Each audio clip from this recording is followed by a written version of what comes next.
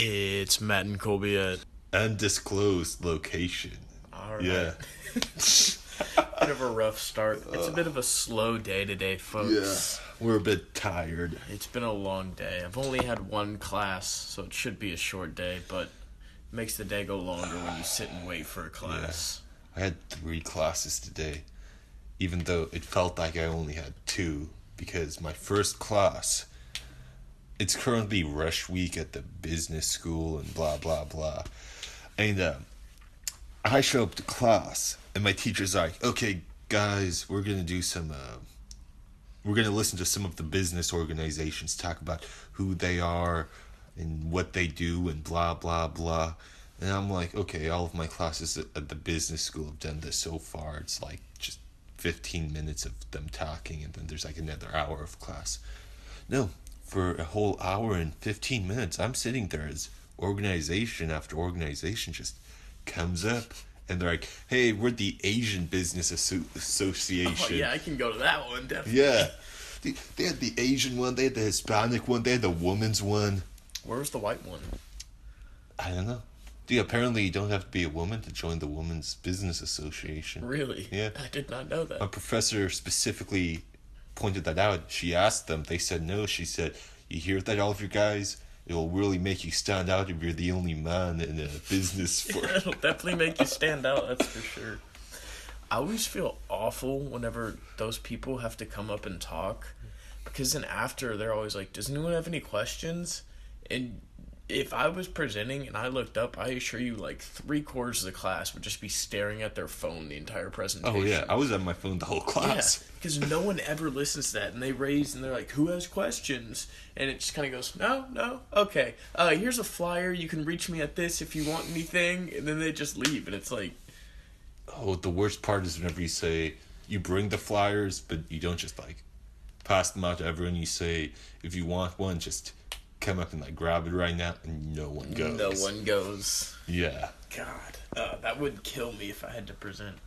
Speaking of presenting, I have 2 presentations next week. Ooh. Yeah. I have, for both of my construction management classes, we had to do safety topics. So I played the system here. I chose the same safety topic for both classes, so I only had to make one presentation. One safety topic is called proper work clothes, and the other one is clothing for construction. So I'm literally just going to change the title when I present my next class and present the exact same thing. I did that back in high school one time. For my economy class, we had to do marketing for a invention that we create ourselves. And I didn't want to like do too much hard stuff. So I created this new device called the fanny shirt. It was a Oh God, I remember this. It's a t-shirt with a built-in fanny pack. I did a few pretty bad photoshops of it, threw it up in a PowerPoint. Yeah, I did some marketing for it. And the next year, I was doing sociology, and one of the projects we had to do was create a new invention that no one has ever made, and do some marketing for it, and bring in an actual copy of it. Dude, you should have seen me the night before. So I already had all of the marketing stuff. I did like nothing for this project. The night before, I drive down to the dollar store. I'm like, I would like 1 t-shirt and 1 fanny pack.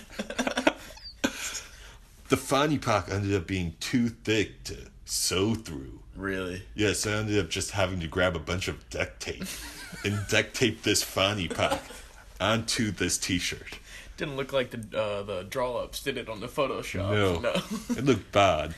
And I go up in front of my class, and the t-shirt, it was a shitty t-shirt, shitty fanny pack. I'm holding it up. I'm like, I hope to God no one asked me to put it on. And one of the first things they ask is, "Can you put it on?" And I'm like, sure. It was a lot harder to get off than put on. Yeah, I would guess so. It would have made me laugh so much if you put it on and then you just hear and the fanny pack just falls and hits the ground. Dude, I didn't realize for a while, but apparently fanny in England, not a nice word. Do you know what it means in England? What? It means female's area. Ah, interesting. Yeah. So if you walk over there and you say like fanny pack or something, everyone will look at you. Because I watched like a 10-minute long YouTube video over it of some American dude just walking around asking about fanny packs, and everyone was so shocked. How would they react to a fanny shirt? Yeah, probably not very good. So talking about YouTube videos, the other night it's around like 11 a.m. I mean 11 p.m. not a.m. Yeah. Yeah. That would not be nighttime. And I was laying in bed watching some YouTube videos, and in my feed, this YouTube video showed up. It was about Papa Louie's wingeria. Oh, God. And I watched it, and it was pretty amusing. The guy had a fun time doing it. I laughed at a few of his jokes. But after it, I found myself craving wings. I was hungry for wings. But at this point, it's getting close to like 11:30, and I'm like, I can't go get wings at this hour, so I'll just sleep it off. I go to sleep, and I'm hungry for wings whenever I wake up. I just want wings. And I'm like, I'll just walk it off. Something will take my mind off of it. I can't focus in class. Wings are just on my mind. I'm sitting there, I'm like, I just want some spicy wings, some ranch dipping sauce, some fries with it. Oh, it'd be so good. I'm sitting there and like accounting, like, man, if I had wings right now, this would like make the class. It's like Kevin in The Office in one episode, he can't do any math whatsoever, but they put pies in front of him and they're like, Kevin, if you have this many pies and you multiply it by this and then add it by, and he just go, oh, that's easy, that's simple. Yeah. That's you with wings and accounting right now. But yeah, so then it was raining yesterday, so my car's kind of parked far away, and I didn't feel like making the walk in the rain just to get wings, so I had to suffer through eating a hamburger for dinner instead of wings. Oh no. Well, I also had to cook the hamburger, so the wings I could have just paid for. That's true. But I talked to Colby. You know what? We went, we got wings today. They were good. I know we're not doing food review this season, but I will rate them 10 out of 10. Those wings actually smacked. I haven't had wings in a while, I'm not gonna lie. It was a pretty little, nice little ghetto area. We were sitting down in a wing stop at our undisclosed location, and there's a bunch of people sitting in the store, and a police officer walks by, and I see two girls hop up and look out the window, and they're all like staring over at the police officers, and then someone goes like, "What they doing?"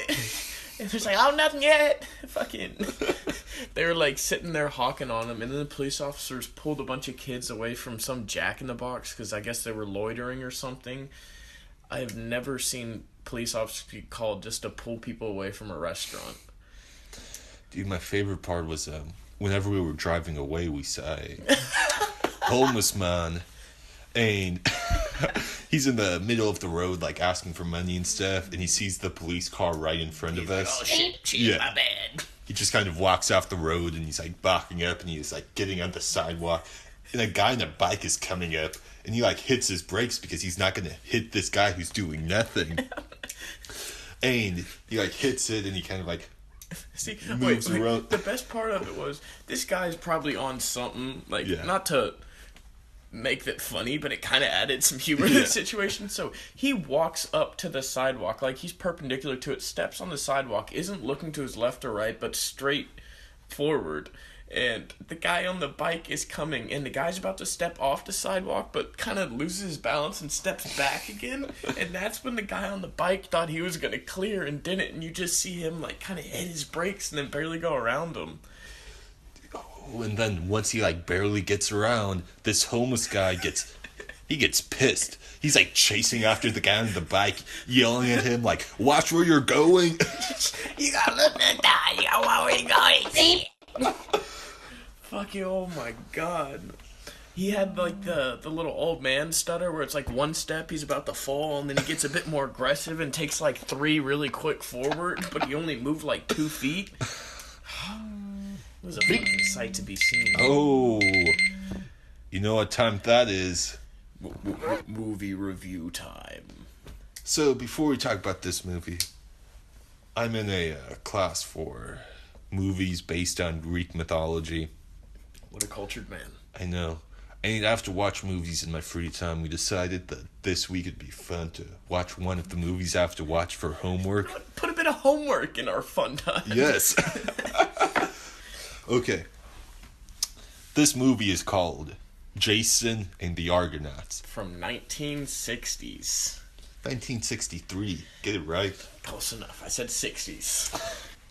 I've read the whole Jason and the Argonauts myth last semester because I took a class in Greek mythology, and I read it again this semester. So he knows his shit. I will say that there's a lot of stuff in the myth, and they cut out a lot of stuff, and they changed some stuff around, and it'd be hard to make a movie based on the myth. So what they ended up accomplishing, I think, was good. I will rate it better than Dragonheart. Believe it or not. Yeah, wow. But yeah, I still won't rate it that high. Yeah. It had my attention for a bit, but it lost it. It very much was it had cool moments immediately followed by long, boring moments, and then a cool moment. But the cool moments were still pretty bad because it involved stop-motion animation. A man in a bathtub letting a toy boat sail by him. Yes. It had, like, skeletons, which they looked fine, and there's, like, a Hydra. But the problem is the sound effects they went with for everything was just... it was awful. There's one where they're fighting Talos the Titan on an island because they're all dehydrated and need to go and get some stuff. And then Hercules decides to steal a big sewing needle from a vault. That's the god's stuff, yada yada. Yeah. Talos comes alive, and he's a big bronze statue. Huge. Like, big as a mountain, we can call it. And every time he moves, you just hear... My favorite was the Hydra, where it made the sound. Yeah, but there's 9 heads, and it was just non-stop, it was... Also, I'm not gonna lie, the audio mixing, not just the sounds from that, but the volumes of theirs, it could go from, like, a really loud action scene to Hera trying to whisper. And you just couldn't hear anything whatsoever. Yeah. And yeah, it's an old movie, we can give them that, but, like, holy fuck. Yeah. So, I don't know if I missed it or if they just ended explaining it. Why was Zeus trying to stop Jason? I don't know, actually. Yeah, because I remember there's that part where Hermes grabs Jason and brings him to Mount Olympus. And he's like, this man denied my help. Yeah. Yeah. Yeah. So, that was interesting. I have no clue. Alright, overall, decent movie. I wouldn't recommend going out of your way to watch it. If it's on, I'd probably change it, but... Yeah. If you can watch the first hour, Hercules was pretty cool. Hercules is gay, bro. Okay, well, yes, in the myth he was, but not in this movie. Oh, dude, holy cow. Full pause on this. I got a great story. Crazy fucking preacher man. I have, like... Okay. I had about... I think this was on... Let's see. Tuesday? I believe. Yeah, because my class was at 2:30. So... Tuesday, I woke up, wanted to go get my books, left my apartment at like 12, walked over, got my books, and one of my friends who I saw on campus from Friendswood, I barely talked to the dude, but like I'd known him throughout high school, so I'll say hey to him. He goes, hey man, if you have free time and you don't have class, swing in front of the library, see what's going on there. Like, cool, it's probably just like some like little protest or something, like someone coming around. I walk to the front of our library and I see Brother Jeb, as they call him, preaching about how we all deserve hell, women are sluts and whores, and he, the best part was he talked about how he got a degree in pornology, and he was telling all the men in the crowd what to do during the honeymoon and how to lay the women on their stomachs and put your finger in their butt whenever you're having sex. And this is coming from like a super devout Christian, I thought. So it really what's pornology? Me. I don't know. I met up with a group of, there were 2 chicks and 2 dudes. I had started talking to the 2 guys who were there, and then the 2 girls came up, and we all didn't know each other, but we sparked a conversation, and then we saw a guy standing on the side who was wearing a nice suit and holding a Bible, and we were like, oh, he might be someone with them, so we started talking to him. Apparently he was a lot less radical views of it, but we actually had a good conversation with this dude, and I'm actually, like, still talking to all those people, which is weird in that little group. There's good people I just met out there, so it's pretty fun. But one of the dudes talked to Brother Jeb when he went to go sit down on the bench because he was getting tired. And this dude is now in my finite math class, so I sit by him every day. Pretty fun. But he spoke with Brother Jeb about where he got his suit from, why his views are the way they are, and then someone came over while the 2 of them were talking, and he goes, I've seen you talk, and I really think you're saying some true stuff. I think Obama's the Antichrist. I think Hussein means from above. Obama means strike down in this language and this, and he's going to be the one to bring the end to our world. And he was telling me all this in math class, so we were sitting there laughing our ass off. And then someone was going at the preacher too for, I don't even know, but the kid had a them, they, theirs pronoun pin on their shirt, and the kid was just screaming. The preacher was there like, I'm not talking about that, son. And the kid was like, well, it's all your fault. You're a part of the church. Holy cow, this was a great 2 hours of time wasted in my life, and I actually met some good freaking people there too, so I enjoyed it. So, last semester, I was walking around, and I came across some Buddhist meditation nonsense people. Nonsense? Okay, genius people. Thank you. And I've never spoken to them before. I always just walk by. But they kind of, like, actually got my attention this time. And I'm like, okay, yeah, I guess I'll talk to you guys. They're really nice people. Yeah. Yeah, like, they really, like, they're great people. They just got that weird thing going on in their life. Just a bit of a weird chakra around them. Yeah. They actually gave me 2 books. I have not read the books yet. Wow. But they told me one of the books is their equivalent of the Bible. It's the key to enlightenment, man. Yes. Open your third eye and divulge. So what I'll say is, if Colby's going to get to do his ASMR podcast one day, then I'll do my own podcast where I read the Bible. The Buddhist Bible. Yes. There we go. Well, it's not even the Buddhist Bible. It's like the Bible of meditation. Oh. Yeah. Maybe we'll have a meditation podcast. Okay. I got it, Matt. It's perfect. I'll do my ASMR podcast reading your book. Ooh.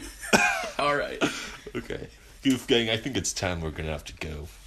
So. Signing out, it's Colby. Matt, with our powers combined, we are Goof Gang.